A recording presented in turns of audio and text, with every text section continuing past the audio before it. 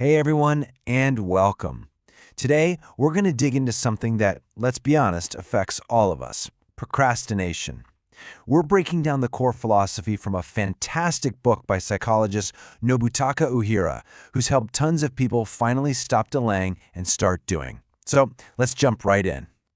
Does this feel familiar? You've got that big project, that goal, that one thing you know you should be doing, but you're just waiting, right? Waiting for the right mood to hit, or for the perfect time, or for that magical lightning bolt of motivation to just appear out of nowhere. And this is the kind of stuff we tell ourselves, isn't it? These are the little promises we make to our future selves. Soon, next month, tomorrow. But here's the thing. The book points out that these aren't just thoughts. They're actually symptoms of a much bigger issue. And this right here is the core problem, put so perfectly. Just imagine a farmer who desperately wants a huge harvest, but never actually gets around to planting a single seed. I mean, it sounds completely absurd, but that's exactly what so many of us do with our goals. We're waiting for a result that we never took the first step to create. Okay, so why? Why do we do this? Is it some kind of deep character flaw? Are we just lazy? Well, the author argues, and I love this, that it's absolutely not. The real reason is actually fascinating, and it's buried deep inside the wiring of our own brains. So let's just bust this myth wide open right now. Procrastination is not a moral failing. It's not about being weak. It's actually a biological defense mechanism. See, our brains evolved over millennia to conserve energy and avoid risk. So when you think about starting something new or difficult, your brain literally hits the emergency brake, trying to keep you safe in that familiar comfort zone, the good old status quo. Now, the key player in all of this is a tiny part of your brain called the nucleus accumbens. The best way to think of it is like the starter in your car. You can't just think about driving and expect the engine to turn on. No, you have to actually turn the key. And it's the same here. This part of the brain only kicks into gear, releasing dopamine, that feel-good motivation molecule, after you've already started the action, not before. So here's the big takeaway, the thing we get backwards all the time. We're all waiting for motivation to show up so we can finally take action. But the science is crystal clear. It's the other way around. Action is the spark. Action creates the motivation. You have to turn the key first. Okay, so if our brain is actively fighting us and we need action to even get motivated, how in the world do we get started? Well, this is where the book's most powerful, practical tool comes in. It's a technique so simple, it actually bypasses your brain's defense system. It's called the 10-second action. The process is almost ridiculously simple. First, pick that task you've been avoiding. Now, and this is the key part, what is the absolute smallest, tiniest, most microscopic first step you could possibly take? Think really, really small. Got it? Okay. Now all you have to do is that one little thing for just 10 seconds. That's it. That's the whole method. And just look at these examples. They seem so small, they're almost trivial, right? But that's the genius of it. Your brain doesn't see go for a punishing hour-long run as a threat.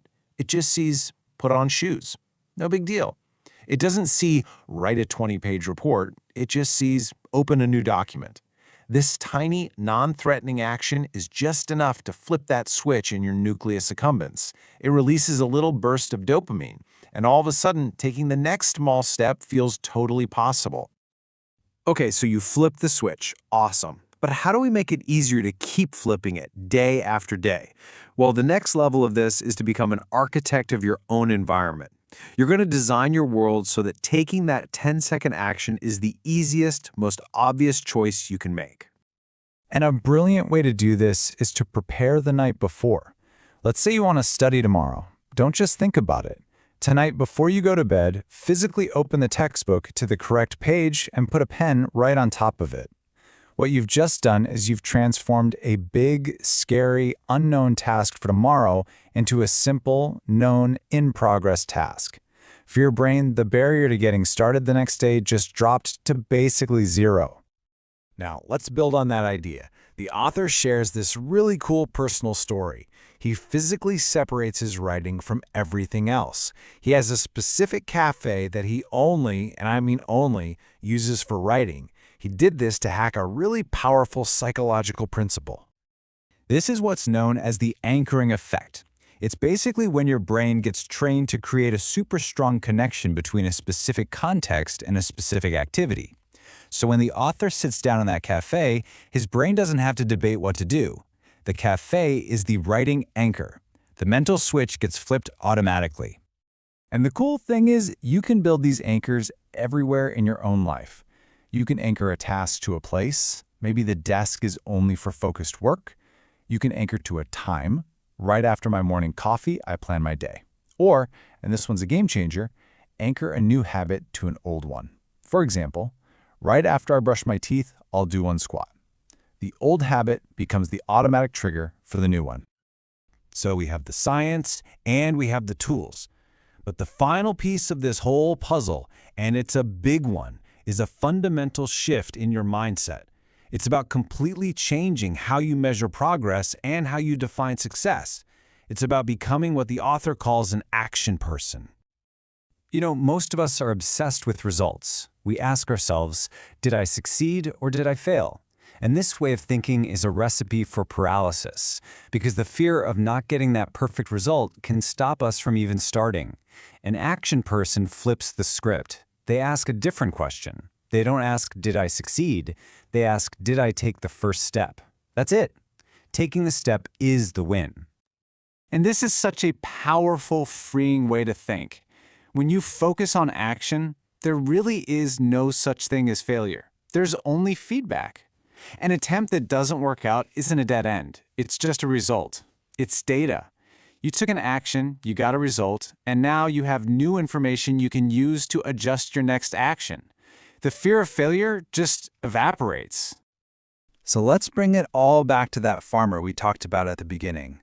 That harvest, achieving our big goals and dreams, it doesn't come from waiting around for perfect weather.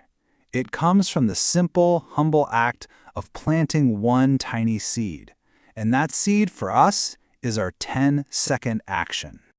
So I'll leave you with this one question. What's that one thing you've been putting off? And what is the tiny 10-second seed that you can plant for it right now?